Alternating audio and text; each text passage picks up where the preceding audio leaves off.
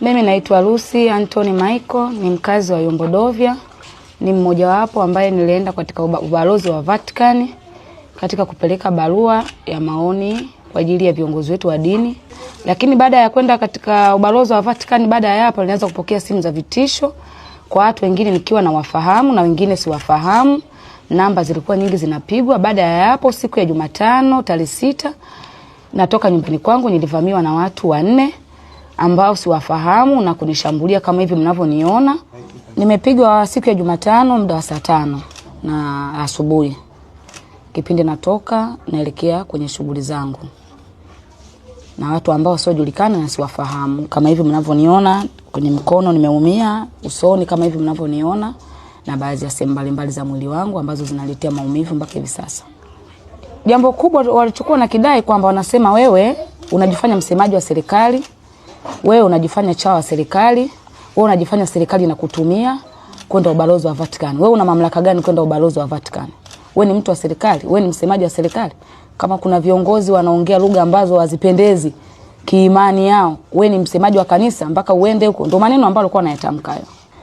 Nilivyotokewa na matatizo hayo, nilienda kuripoti kituo cha polisi cha Makangalawe ili nishachukua labi, na mpaka hivi sasa naomba nisaidiwe kwa ajili ya usalama wangu, serikali nisaidie kwa ajili ya usalama wangu. Lakini mpaka hivi sasa hali yangu ya kiusalama naona ipo chini, na mimi kiangalia na familia naishi. Kwa hiyo naomba nisaidiwe kutokana na hali yangu ya kiusalama. Nashindwa hata kutoka kutembea, nashindwa. Kwa sasa hivi familia yangu inaishi kwa wakati mgumu sana, kwa sababu hata wenyewe naona kama wananilaumu kwa kile nilichokifanya, labda kwa sababu maisha wanayepitia na wao wanaogopa hata kutoka nje, wanaogopa hata kutembea mtaani, wanahisi na wao hivyo vitisho wanavyopewa mimi, wanahisi mama yao muda wote na saa yoyote naweza nikauawa kama watu walivyokuwa wanazungumza. Mimi naitwa Ashura Salum, mjumbe wa mtaa Dovya.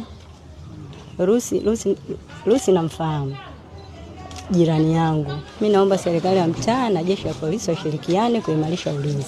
Mr. Daudi Leonard Angano. Huyu mimi namfahamu Lucy Michael. Huyu ni mwananchi wa Yombo Makangalawe. Nisema tu kwa ujumla, hakuna mwananchi aliyekuwa na mamlaka ya kuweza kumshambulia mwananchi mwenzie. Mamlaka hakuna. Kisheria serikali ya Tanzania, taratibu zote nafikiri zimepangwa kwa utaratibu na nchi inaendeshwa kwa mamlaka ya kisheria. Kwa hiyo kama ameshambuliwa kwa hili, mimi nafikiri sheria inaweza kufuata mkondo wake. Haipendezi kumshambulia mtu kwa kumpiga au kwa kitu chochote kile. Ni njema ni mtu mkamuita na mkamuuliza mkapata uhalisia, taratibu nyingine zikafuata. Serikali tusaidie. Kama kutusaidia ili swala kama limepita, sisi tunachotaka amani. Serikali tusaidie, itulinde, itupe uaminifu, na sisi tunakopita watu wanaetufanyia vitendo vya uovu, wanaetaka kutusukuma, wanaetaka kutupiga, watu wache na sisi tuwe na amani.